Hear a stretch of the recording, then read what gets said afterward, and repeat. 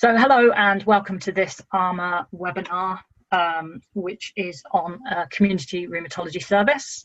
Looking forward to hearing Erica Gould, who is a nurse consultant and has been specialising in rheumatology since 1991, talking about the service that she runs and how that works to the benefit of patients in terms of managing rheumatology patients in the community. Thank you to everyone who has joined us.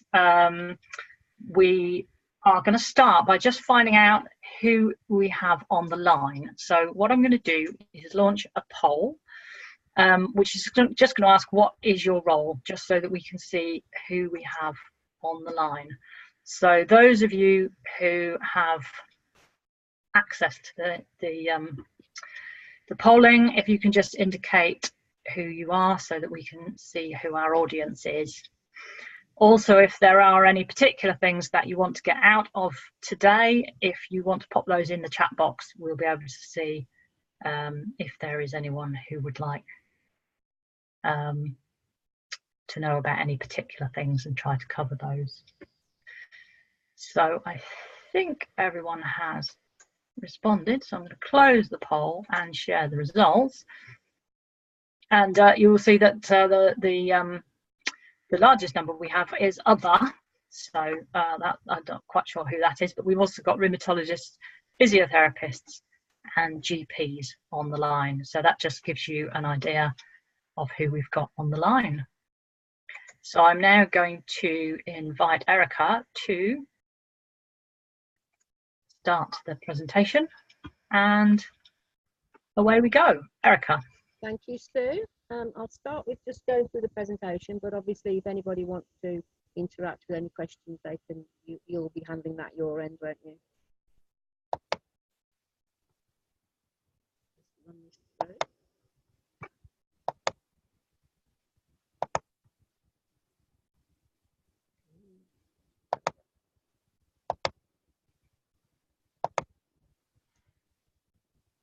Can you hear me, Sue? Yes, I can hear you. Good afternoon, everybody. Thank you for joining the webinar. My name's Erica Gould and I'm a nurse consultant for Modality Partnership based in Birmingham. I'm just going to run through a few slides and telling you a little bit about our community rheumatology service. We are different in that we're a primary care based service as opposed to a secondary care based service doing clinics in community. So we're going to talk a little bit about what the rheumatology service offers, how the service was set up and how it's commissioned, understanding of how the service fits in with the local health economy and also fits in with our local secondary care services, understanding mine and my colleagues' role within the service as nurses and how we sort of go for the future to continue developing our service. So Erica, are you sharing your slides yet? I hope so. I don't know. I hope so. Can people see the slides on their screen? If someone could just say yes or no in the chat box. No. So you're obviously not yet sharing them. Okay. So where am I going wrong with that one then? Can you see them? No. No. So you need to click share, find the slides, and then click share screen.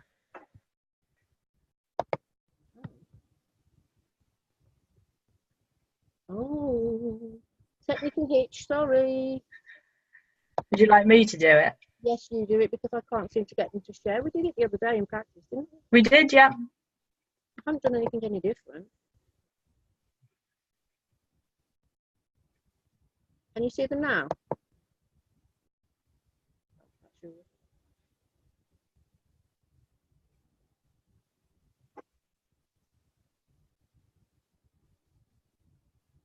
Okay.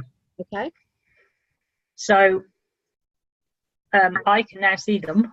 Okay, can everybody else see them? Yes, I've got a comment to say they can see them. Yes, yes, yes. So I can't move them on from here, can I? So you have to do that. I'll need to do that, yeah. Okay. you want me to, I've just been through that one, so can we go to the next slide then, Sue, please? Right, so a little bit about who Modality Partnership are as an organisation. We're a GP super partnership, and we're sort of 3 miles north of Birmingham, of the city centre, and we cover a radius of 15 miles.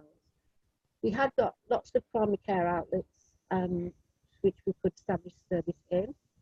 We've got a population of about 70k, and which is always increasing.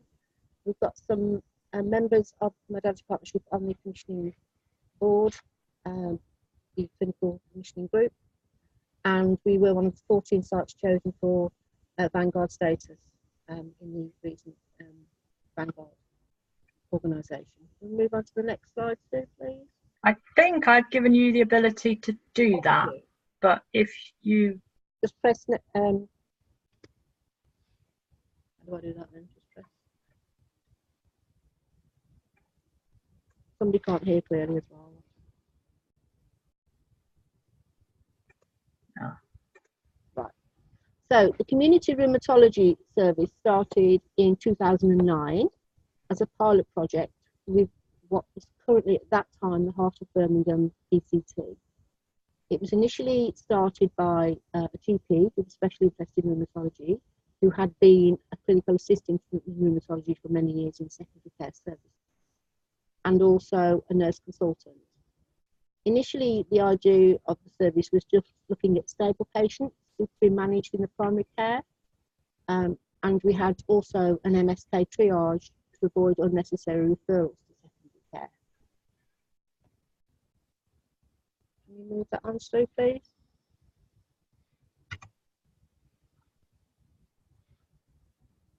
I moved that. I can't move it on, sorry. No. So the rheumatology service currently is sort of self-managing and self-governing. We have 3 GPs who are specially interested in rheumatology. We have 2 nurse consultants, and we have 1 nurse practitioner.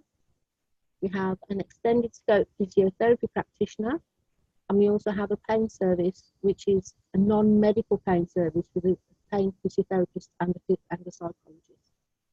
We have 5 consultant sessions per month, which is done under an SLA from the local trust, and we have 3 full-time administrators.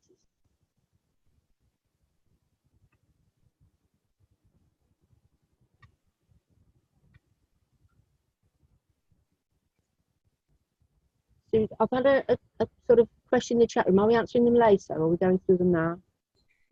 You can answer it now if that seems the best way to do it. I think it was Lisa who asked the question about self-managing. We sort of have we do our own sort of clinical supervision within the department, and we have our own sort of managerial structure. We have a business manager, and we have our own management structure, as opposed to being managed by the whole GMS with the GPs. These are our key performance indicators. Generally, we see new patient referrals within 2 weeks, maximum of 4 weeks. Looking at things like holiday times, things like that.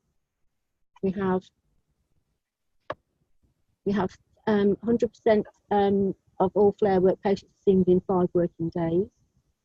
We answer all helpline calls within 1 working day, and all 3 of us nurses have a mobile help line. So generally, patients text rather than call. Some do call, but generally they text. We have a very good low referral rate of onward referral to secondary care. That's sort of less than 5%. Our outcomes show we have disease control with low disease measures within 18 months of diagnosis. We have a new to follow-up ratio of less than 5%. Have 3 visits, so we have a new to follow-up ratio of 1 to 2. And we did the satisfaction survey, which shows 100% of new patients were completely satisfied with the service.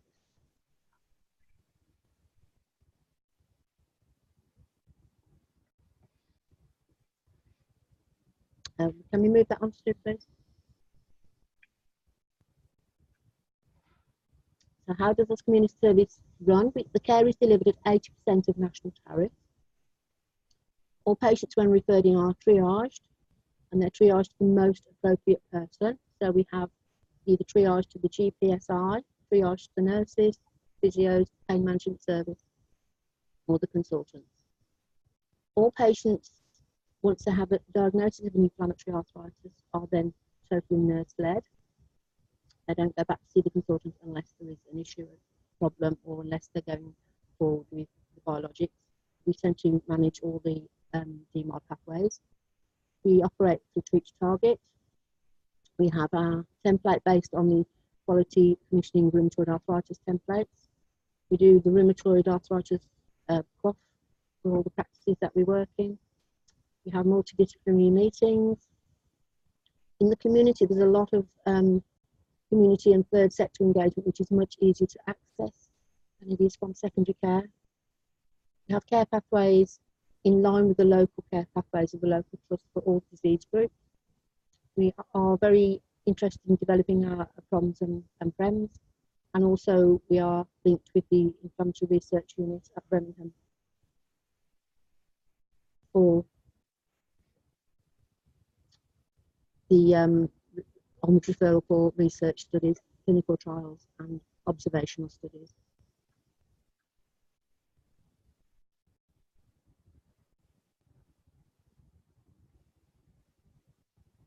Thank you, Sue. Okay.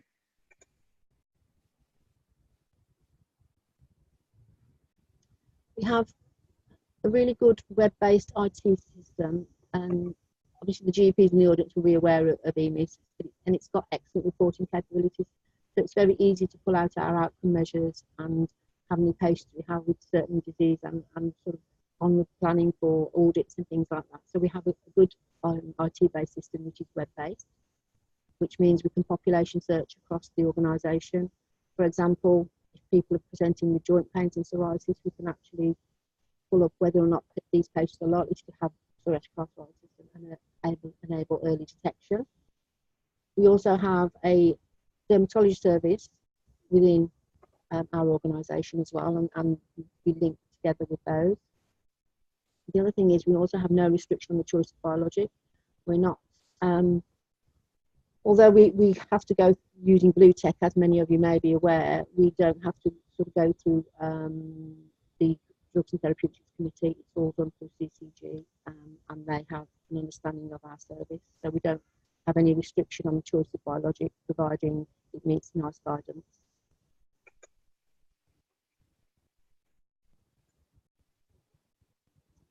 We've done numerous presentations at BSR, either both oral presentations and poster presentations. We've done some publications in conjunction with NRAS and the Quality Care Commission for Rheumatoid Arthritis, and we also received an NRAS Bronze Award for development of our templates based on the Quality Commissioning templates.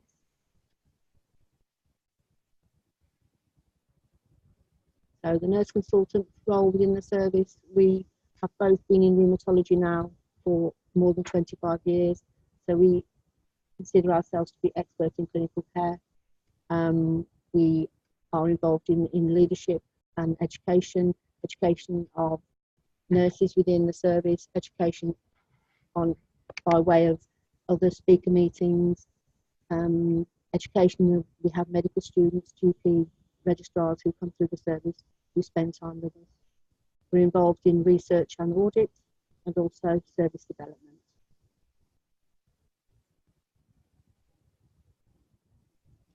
So in general, the outcomes from the service, we have specially selected personnel.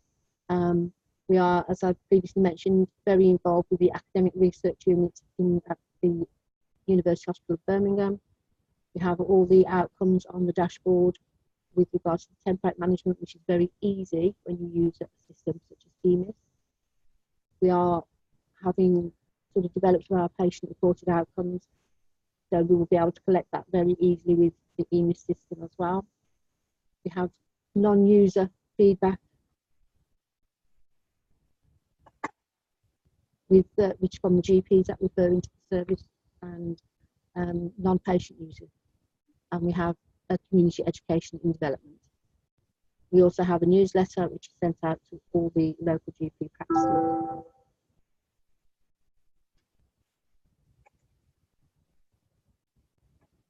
So benefits to the local health economy for community rheumatology. It fits in with national policies with regards to changing the way that we deliver care closer to home, etc. It's cheaper tariff. Care is delivered at the right time, the right place, by the right person. We also target hard to reach populations.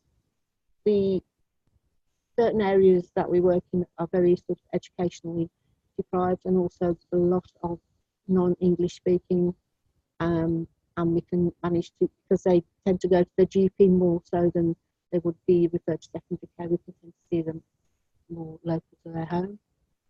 We can follow up our DNA policy quite easy.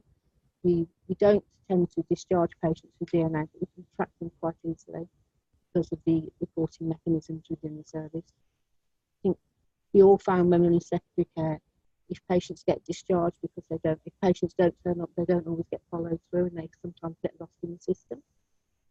We can track clinically through the hospitals that we work with. If patients are admitted to hospital, we can access the hospital records as well. And there is less bureaucracy with a community service than there is with a big trust. The conversation just popped up about the biologics. Yes, we prescribe the biologics. They're all seen by the consultant just to say yes, they can have a biologic once we've done all the screening, but we do prescribe biologics. Can we go back one? So sorry. Sorry. I was just answering the question. We do integrate very well with the local trust. Obviously, the consultant work with us. If we have a particular concern over a particular patient, then we can just email or phone any of the local consultants and they'll see them. When the service was first set up, it was thought to be a bit of a competition over whether patients would get referred to secondary care or to primary care. It isn't a competition now because there's enough work for everybody, and obviously the patients that are more complex get referred to secondary care anyway, so there is no competition there. We have a secure referral base for clinical care and research. It's also very good at upskilling upskilling members of the primary care team, the nurses and the GPs and the GP registrars, because we're on site. We have joint meetings both with our primary care colleagues, but also with secondary care colleagues, and we have, as previously said, access to shared records via IT links. So if we see a patient in a particular surgery who's registered somewhere else, we can access their GP records as well. And that's all due to the infrastructure of the IT. Next one, please. So we've had a question here about who prescribes the biologics. Yes, I did just answer that one. Prescribed. Yeah, I did answer that. We prescribe. Oh, sorry. Yeah, we prescribe biologics. Okay. Right. Next one. Right, so we do have some limitations. Obviously, we do have a big infrastructure, and sometimes the IT systems do not play ball, but generally things are improving from that point of view. Obviously, the growth of the organisation in general, in modality organisation generally, means there's constant changes within the staff, not within the rheumatology service, but with administrations and things like that. We need to look at new approaches to deployment of staff, and we need to look at other providers. And there are some differing pathways with the biologics, with some trusts that, not the local trusts we work with mostly, but we do also cover South Birmingham Trust, and there are some different pathways with regards to biologics there. So there are some limitations. This is how the service has expanded from our population reporting in January 2014. There's a question from Louise to say she doesn't understand that point. I'm not sure what point she doesn't understand.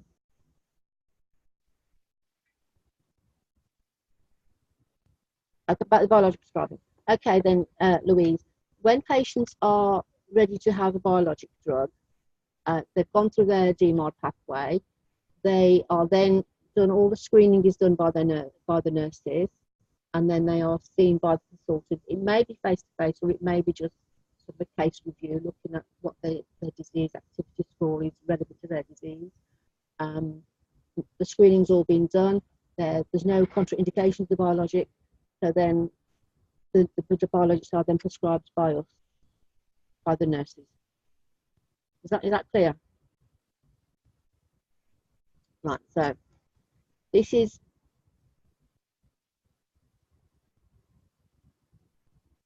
so I'm just answering Louise's question again.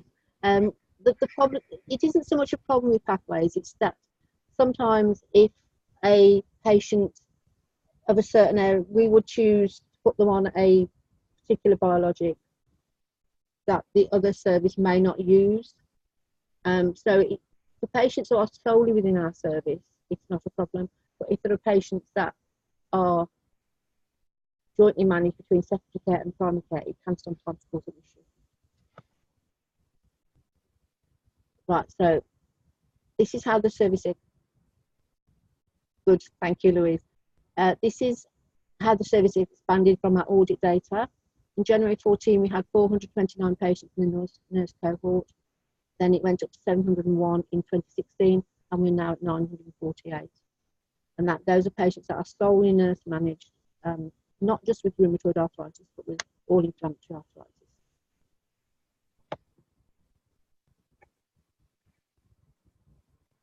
We now hold clinics in 13 health centres across Vanguard and West Birmingham. We have established links with third-party and other agencies, and we are integrated much better with the local NHS trust, so we're no longer considered a threat.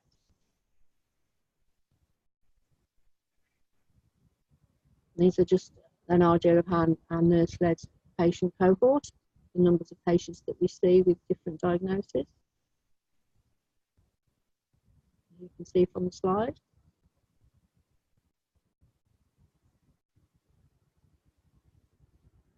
So these are our visions for the future. We have to submit a report to the clinical commissioning group to get continued funding, and we want to have clear commission intentions for a 2-year, if not longer. Currently, we have to do it on a yearly basis. The organisation is working towards integrated care organisation status. Within 5 years, we want the service to be totally patient-focused with regards to patient being involved in sort of service development, patients being involved in the outcome measures, developing the outcome measures and the experience measures of the service. We like to keep patients working if we can. We are aiming to have everybody in low disease activity or remission. We aim for minimal delay in commencing any biologic or even DMARD treatment. What we aim for is that patients are, as per guidance, seen and diagnosed and commenced within 6 weeks. Currently, it's possibly about 3 weeks maximum when patients are commenced. That's really good. We need to demonstrate lower follow-up ratio after 2 years. We obviously want to have a lower drug bill. So that's about treating patients with the right drug at the right time. We're working towards developing a centre of excellence for primary care research, and obviously we're developing new roles with succession planning and nurse development. And a new role we have is that for the pain management team, which is a new aspect of our service fairly recently.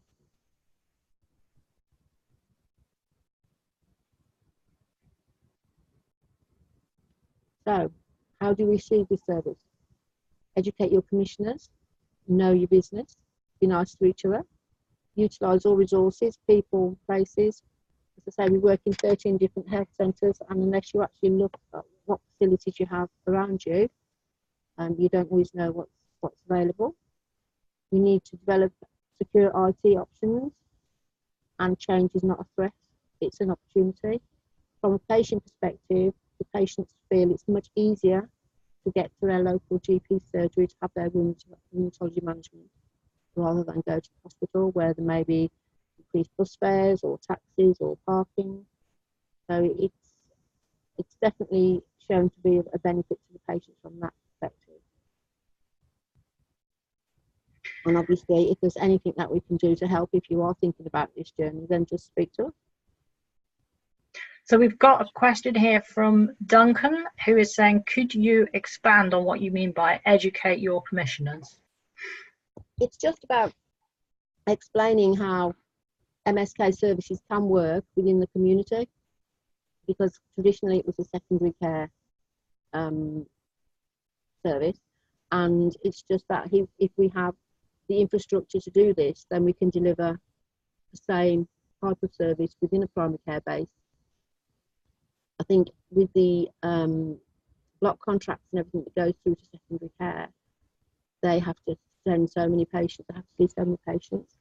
But if we can sort of explain to them how our service works and what we can actually provide within the community services,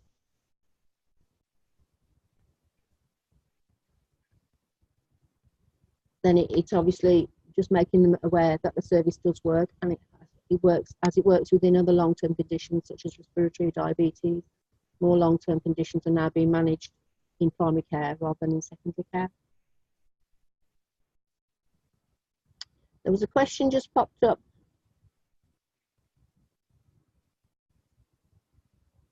about whether GPs can refer directly to secondary care. Yes, they can, but they can also refer directly to us if they suspect an inflammatory arthritis, because we have a consultant with us every week and we can see the patient the next week.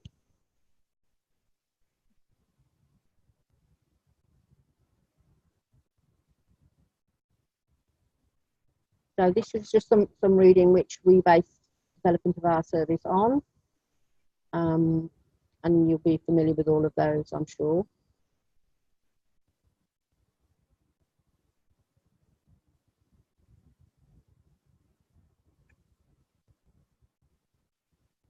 Thank you for listening. That was me raising money for NRAS climbing to the top of Mount Kilimanjaro. So do we deal with the questions now in the chat box, Sue, or what do you want to do? Yep, so now if there are any questions that have come up in the chat box, or I've got some questions here. So one of the questions again from Duncan, and I think there's been a couple of other questions about this. Can you say a bit more about the MSK triage process and what the benefits of that are? Right, so when the GPs refer to us, we get electronic referrals, and then the triage is done by the nurse consultant, and then we make a decision as to what the best outcome for that patient is. If the triage letter is suspecting that they've got an inflammatory arthritis, then we can get them seen by the GPSI or the consultant within 2 weeks.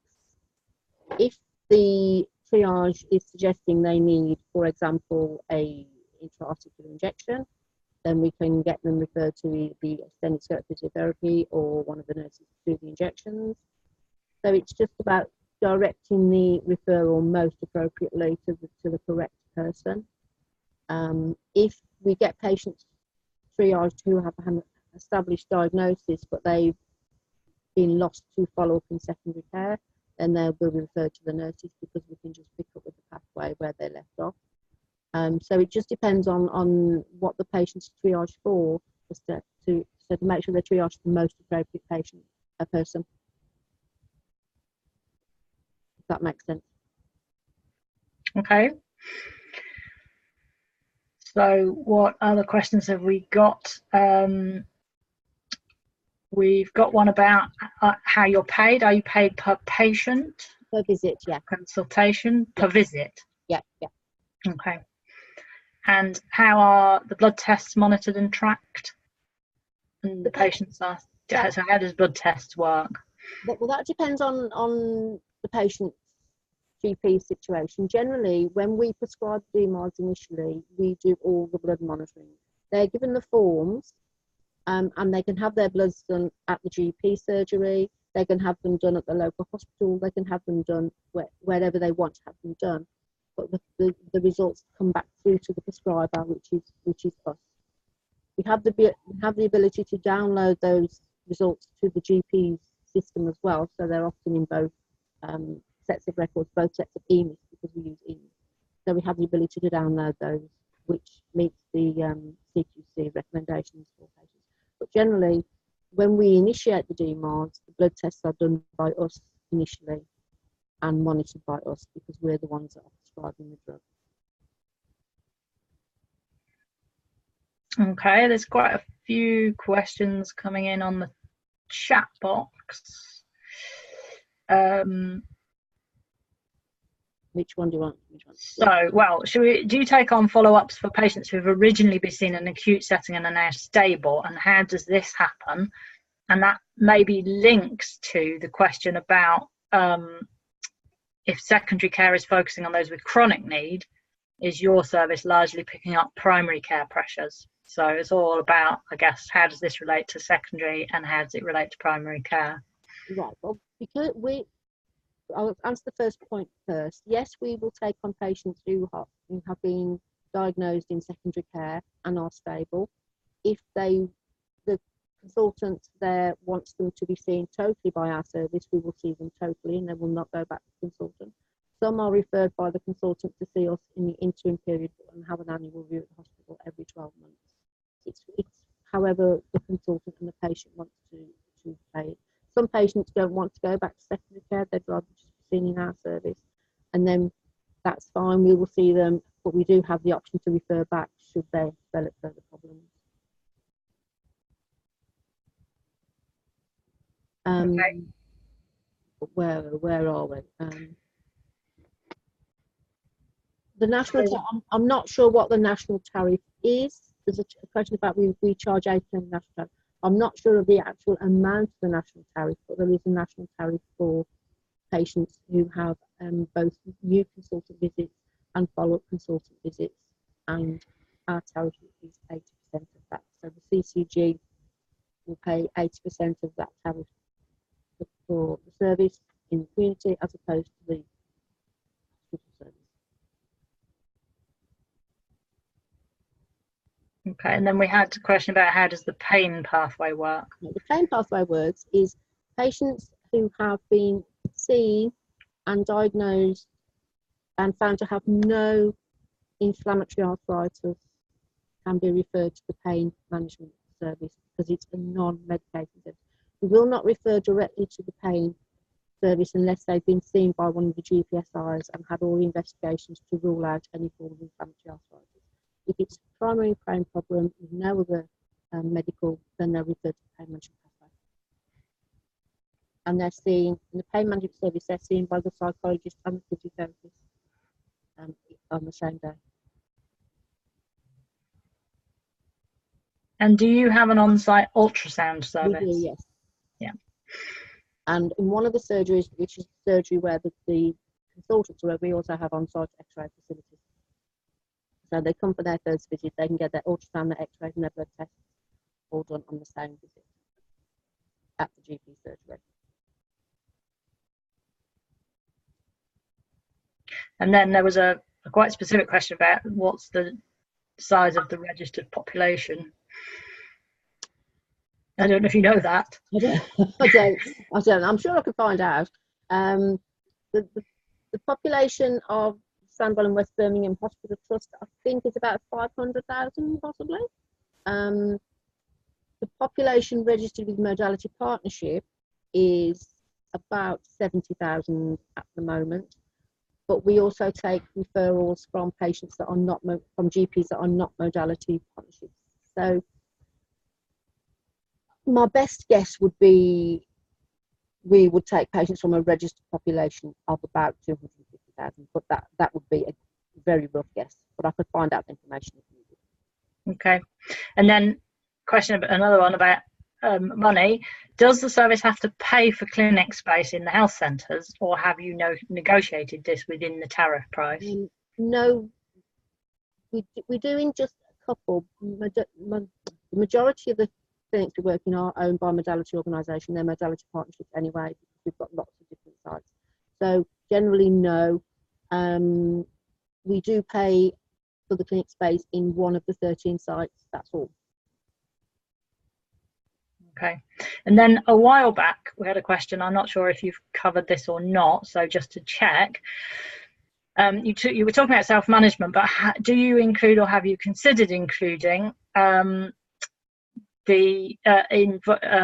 delivery of training in self-management training programs to patients? No. It's Okay. simple. That's an easy answer. we do obviously we do continued educational sessions with them anyway when they come. We do education on a one-to-one. We do always refer them on to NRAS or Arthritis Care or AR UK, and we do tell them there are self-management programs available for them, but we don't actually deliver them now. Okay, but you do refer to them or advise that they exist. Yeah. They exist. Yeah. And then we've got another question about money. Do nurse-led clinics charge the same as the doctors? No, it's slightly less tariff for the nurse-led clinics, as it is in the national tariff anyway for all services. Slightly less of the tariff for the nurses. Okay. So, I think we've covered all the questions. Does anybody have any other questions they wanted to ask? RAS. What's RAS? RAS. What's RAS? We do have a referral, but I'm not quite sure what RAS means. Just clarify that point.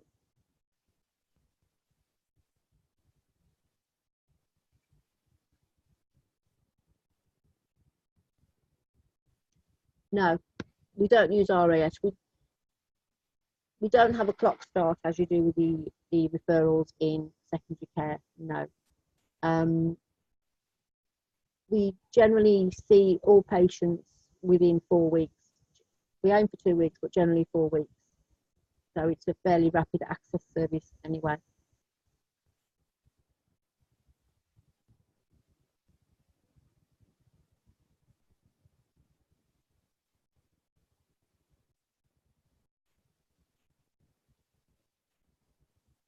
So various questions there about referral management and do you have to adhere to 18-week targets? Well, we do because of our key performance indicators. So in order to keep our key performance indicators is that we will see patients within 4 weeks of referral at the outside. So in order to, we have to audit our referral management pathway in order to keep the service running, to keep getting commissions.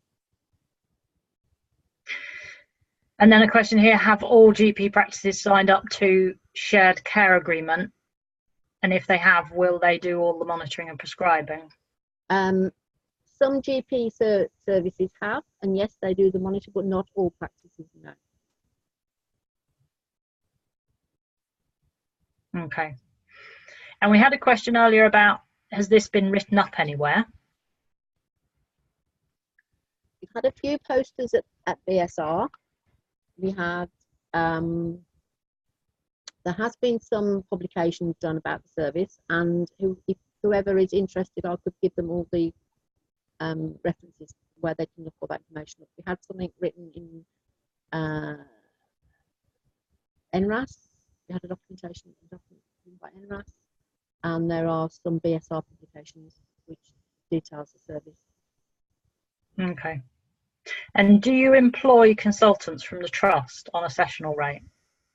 Yes. No, they have. We pay the trust for their time, so it's like a service level agreement with the trust. Okay. As opposed to paying the consultants individually, that we pay the trust, and the trust releases them for those periods of time. Okay, that's great. One or two people asking about contact details and so on. So this webinar will be posted shortly on the ARMA YouTube channel. and we will email you all with a link to it. So apologies, I know there have been a few issues with the sound, and there's been a few people listening in on the phone, but you will be able to watch the recording back and see the slides and so on from that. Where we have references and things that Erica would like to share, we'll include that in the email that you get. And if where people are asking for contact details, I'll talk to Erica about what she'd like to do about sharing that. So I know that there have been some problems with sound here, and I apologise for that, but I hope that most of you have managed to get the majority of the information from the webinar, and thank you all for taking part. Particularly thanks to Erica for spending her time preparing for this, delivering it, practicing it, and so on. And do keep in touch with ARMA webinars. We have another one that's specifically around rheumatology coming up in a few weeks' time, and then various other ones that may well be of interest. So do keep an eye on the ARMA webinar page, sign up for our newsletter if you haven't already done so. And thank you all very much for taking part.